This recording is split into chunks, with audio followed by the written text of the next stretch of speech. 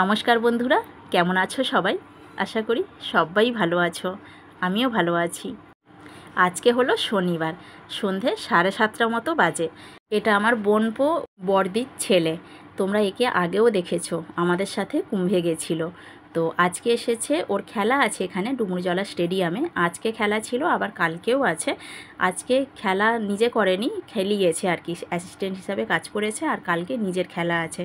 ও আবার ম্যারাথনেও দৌড়োয়। তো আজকে কালকে ম্যারাথন নেই, এমনি হাওড়া জেলায় যে স্পোর্টসগুলো হয় সেগুলোই আছে। 7টার সময় করে চলে এসেছে এখানে, রাত্রিটা থাকবে, আবার কাল সকালবেলা 6টা থেকে খেলা আছে, বেরিয়ে যাবে 5:30টায়। তো ওখানে অফিসে থাকার জায়গা ছিল, কিন্তু খুব মশা, সেজন্য ও এখানে চলে এসেছে। যাই হোক, তো 7টার সময় এসে চান টান করে ফ্রেশ হয়ে বসে আছে। একটু জল দিয়েছিলাম রাবড়ি দিয়ে।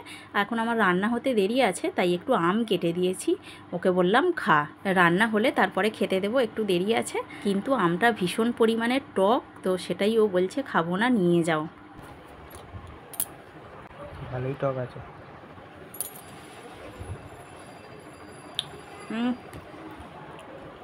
খুব টক। ওটা তো বলছি চিনি গুঁড়ো মেশাবো?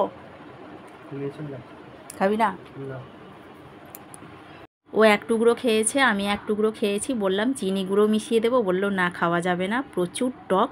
বেগমফুলি আম কিন্তু পাকলে ভীষণ মিষ্টি হবে, যেহেতু এখন সিজন নয়, আর একটু কাঁচা কাঁচাও ছিল, একটু শক্ত শক্ত।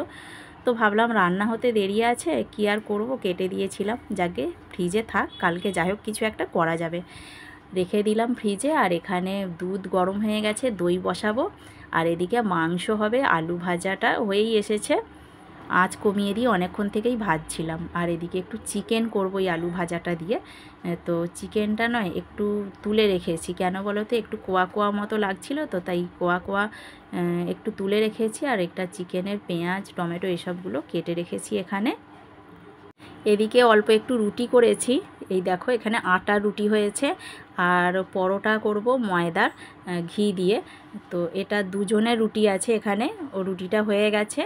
আর এদিকে একটু তরুলি আলু ভাজা হয়েছে শ্বশুরমশাইয়ের জন্য। এইসব তো চিকেন টিকেন তো খায় না, পরোটাও খাবে না, যার জন্য এগুলো আলাদা হয়েছে। আর এখানে আমাদের চিকেনটা বসিয়ে দিলাম, ততক্ষণে আলুটা ভাজা হয়ে গেছিলো। তো এক হাতে ধরপড় করে করছি। এসে গেছে অনেকক্ষণ, তো 7টার সময় এসেছে, এখন প্রায় 8টা বেজে গেছে। তাড়াহুড়ো করছি, কারণ খেতে দিতে হবে, যে কখন খেলে টেলে কখন কি খেয়েছে।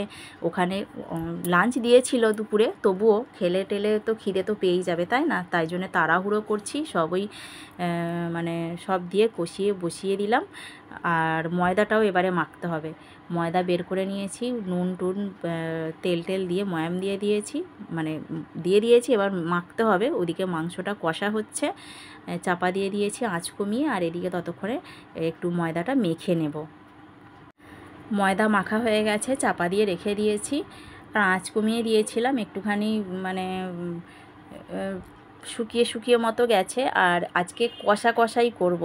তো ওকে বলেইছি যে, ও বলল যে কি রান্না করবে, বলেছিল ভাত খাবে। আমি বললাম না, ভাত করব না, আজকে পরোটা খা। তো একটুখানি ওই কষা কষা টাইপেরই হবে, মোটামুটি কষা হয়ে এসেছে। আর ও যেহেতু খেলাধুলা করে, তাই তেল মশলা ঝাল কিছুই খায় না, খুবই কম খায়, একদম তুলে তুলে জিনিসগুলো খায় আর কি, মাংসগুলো তুলে তুলে খায়, গ্রেভি টেভি খায় না।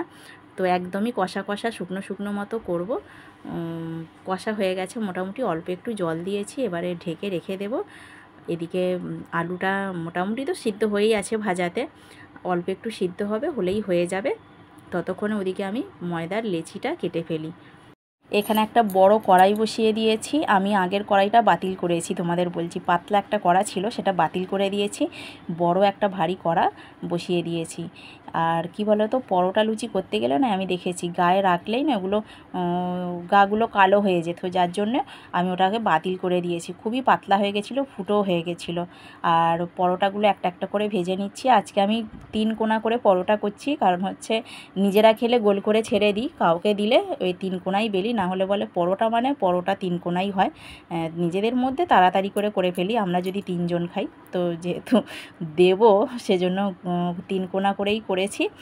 আর গাওয়া ঘিয়ে পরোটা কিন্তু হচ্ছে, আর ও কিন্তু তেলে ছাঁকা তেল খায় না অবশ্য, তো ঘিয়ে হলে ও খায়, আর অল্প অল্প করে তেল ছড়িয়ে ওই জন্য করছি ওর জন্য।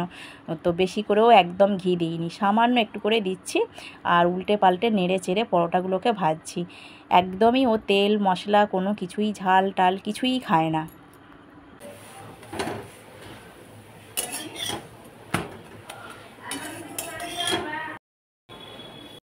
একেবারে ওকে যাতে খেতে দেবো সেই থালায় তুলে নিচ্ছি।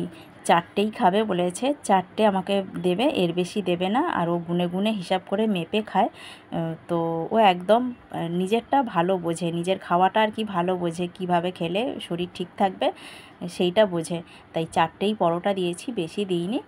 আর গ্রেভিও বেশি দেবো না, একদম শুকনো শুকনো করেই দেবো, কারণ ও খায় না একদম, শুধু মাত্র মাংসটা আর আলুটা তুলেই খাবে।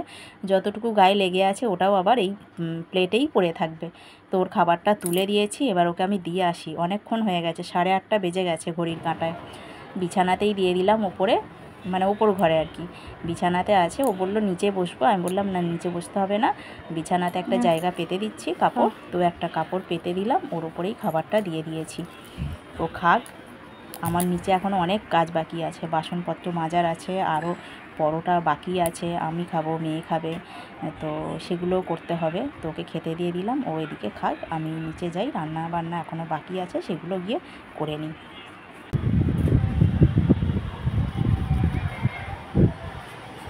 নিচে থেকে সমস্ত কাজ টাজ সেরে 9টা বাজে ওপরে এসেছি, আর আসা মাত্রই ঝড় উঠেছে, আওয়াজ হচ্ছে, ধপা ধপ করে জানলা দরজা সব আওয়াজ হচ্ছে। ছুটে ছাদে চলে এসেছি।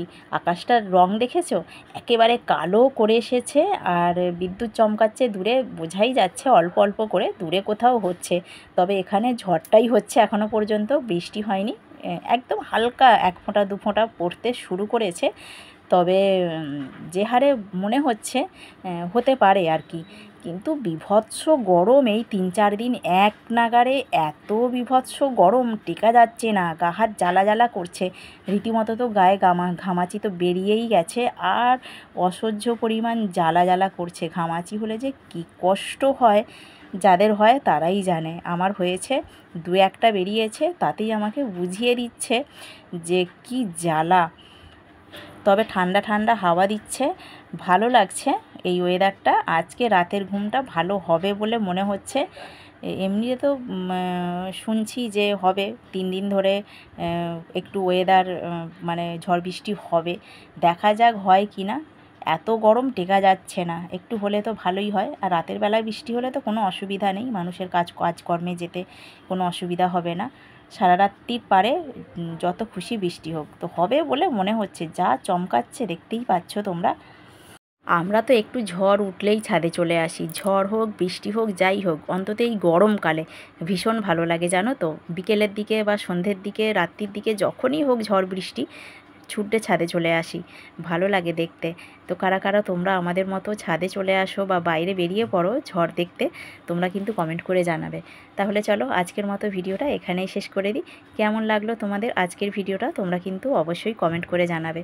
যদি ভালো লেগে থাকে তাহলে একটা লাইক করবে, আর আমার চ্যানেলে যারা নতুন বন্ধু আছো চ্যানেলটা সাবস্ক্রাইব করে আমার সঙ্গে থাকবে। আজকের মতো এখানেই শেষ করছি। সবাই ভালো থাকবে, সুস্থ থাকবে, সাবধানে থাকবে। দেখা হচ্ছে পরের একটা ভিডিওতে। ততক্ষণের জন্য টাটা।